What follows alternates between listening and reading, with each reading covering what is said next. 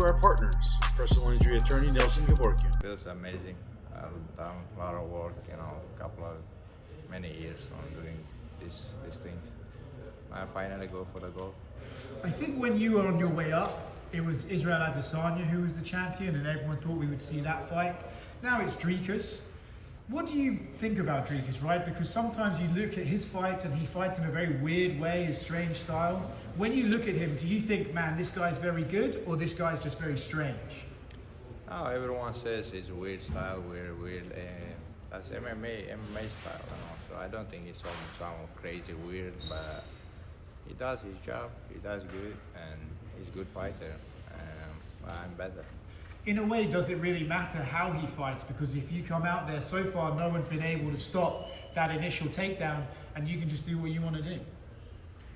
Bro, when somebody laying down on the match, it's how weird you are. You're on the ground, bro. And ground and pound, submissions, bro, they don't care about your style. So we'll see. We'll be happy to see him in the cage, middle, or fight him, striking, wrestling, dropping, and I want to know how he can handle it. It's been an interesting build-up, this fight, right? You said some things on Twitter to him. He said some not very nice things to you on Twitter. Does any of that make it personal, or you just find it kind of fun? No, just we're making money, have fun. If you want to take it personally, it's up to him. But for me, it just work. Yeah. Makes people happy, makes me happy. Like I said before, beat somebody makes me happy. I saw you said in an interview with ESPN that you still could go to welterweight, you could go to 205. After this fight, and you say you become the middleweight champion, would you rather defend at 185 or try to get another belt right away? It doesn't matter. So I will be ready. I hope there's no injury, nothing's gonna happen in the fight. So, and fight in Abu Dhabi. Yeah. So maybe defend the belt, maybe fight somebody. I'm doing my business now, but it doesn't matter if they give me money, so I will fight anyone. Is there a world where you could end up fighting Islam Makhachev at 170? We'll see who is gonna be the champ there, but I don't know. It's the fastest way, if the guy wins the fight, fastest way to get the pound for pound. Another one. Who DM'd who? Did you DM Paulo's fiance or did she DM you? Why should I DM somebody's wife, bro? Like, she DM me before the fight, when I announced the fight, Khamzat, please don't take it seriously. We must try to make money and have. I don't care what they are, she just gonna fuck you up. We will go up, that's it. So, and then he takes it personally and stuff, I don't care. Is that a fight you care to have, or you don't really think about it? Bro, I beat the guys who beats him, so it's like, maybe in future if he wins a couple of fights, but I don't think so he will do that. So in the last 5 years he won only one fight. Khamzat over here. You mentioned Abu Dhabi. Would you like to fight on that October card? That is a quick turnaround. Of course. It wasn't my bad, it wasn't my fault, I didn't have, everyone knows I didn't have the visa to US. That's why I didn't fight only once in Abu Dhabi. So now, Donald Trump here, so we go for the fights. When you first came in, you were very active. The UFC was pushing you. It felt like he's going to fight for the title quickly. It's been several years. How do you feel about getting the title shot now in this moment in your life personally? I don't think so much about the belt. I have a couple of millions coming after the fight on my bank account. That's the important thing. So I want to fight, beat that guy. That's the important for me. You said in recent interviews before your last fight how much now it's really important to you to be a good father. When you talk about maybe one day sharing videos showing your son your career, what do you think about when you first show him you fighting or your interviews? I'm not 26 years young, so I'm 31 now, so just a little bit careful with my words. So a lot of kids watching me, a lot of big fan guys want to be like me, so I try to show my face and my skills and better way for the people to help with anything I can. Have you thought about how you're going to answer him when he says, Dad, why did you always say you were going to smash everybody? I don't know. say for that. Final question. Kyle Bahio obviously has a big fight coming up. Are you guys friends, and are you okay fighting him either way? Yeah, we're friends after the cage, but in the cage, doesn't matter friend or not. So if they give like money, I'm gonna fight him too. But it's not my choice. It's UFC. He's good. I good. We have to fight. Thank you. Khamzat, you're here in the United States, California, right by the beach. How is having training camp here in Southern California? It's good. Amazing gym. I like good weather. You know, so a lot of opportunities, different training, different coaches helping around, like a lot of professional guys around, helping me. I like to be here. We'll be back. How has it been with having a lot of the UFC legends here, active fighters? I know you've been training a lot with Tsarukyan. He's here. How has that friendship and camaraderie been like for you? Being crazy, I never thought we're gonna be friends, but you never know. God knows better what's next for you, and we become friends and good friends. And he said to me, he calls me like, come brother down here, and it's good training, and come here. I'm just happy, thankful for that. How have you been preparing throughout training camp for this fight to go 5 rounds, for you to hear the final bell at 25 minutes? Are you ready for that kind of difficult fight? If I wasn't ready, I'd not be here. Of course, always ready. So, I don't know what to say. What is your message to some critics who say your cardio is not there? 1 round, after the first round, you're not the same. What is your message to people who doubt your cardio, for example? If they see any fighter, they undefeated in my weight class. No, it's only me. I don't know what to say, and I'm tired. I smashed the guys, bro. It doesn't matter. Critic or not critic.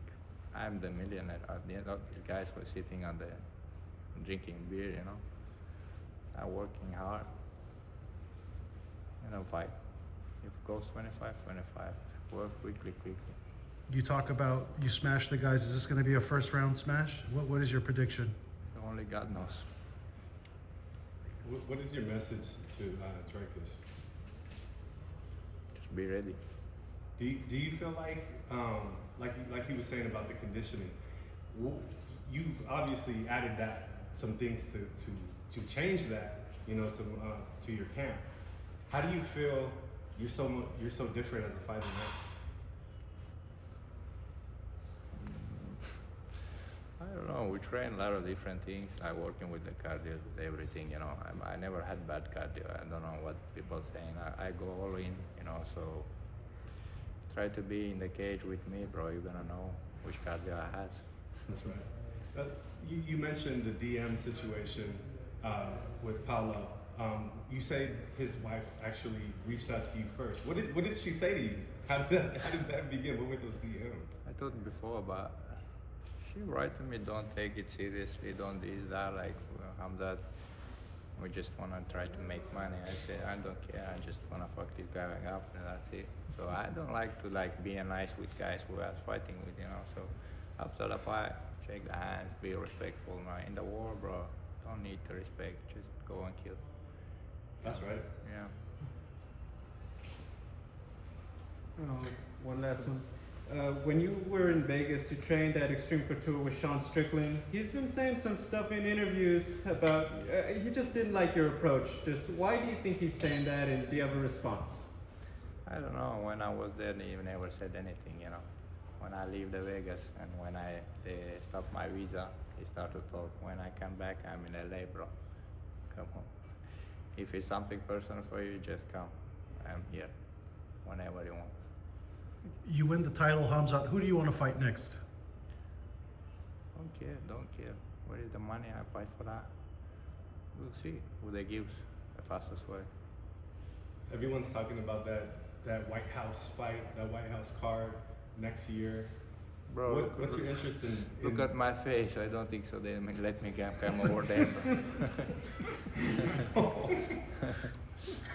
Wow, I mean, wow. Interesting. Bro, I don't know. I'm like an athlete, sportsman. All my life I've been training. Some guys taking like some people like put me in the positions like like politic shits. Break my visa down, and I don't know why, but I'm just doing for my family fighting training. Athletes don't have to be like with politics. Right. I'm not connection. If somebody wants to meet me, I never say no. Like why should they do that? I am putting a lot of athletes with a bad position with this, bro. This is sport. They makes like all the guys together, like all countries together. But they wanna do some different ways. I don't know why. I would be happy if they gives me a fight there, but I don't think so. Well, I mean, look. Do you feel like that this is a divisive kind of announcement that they made?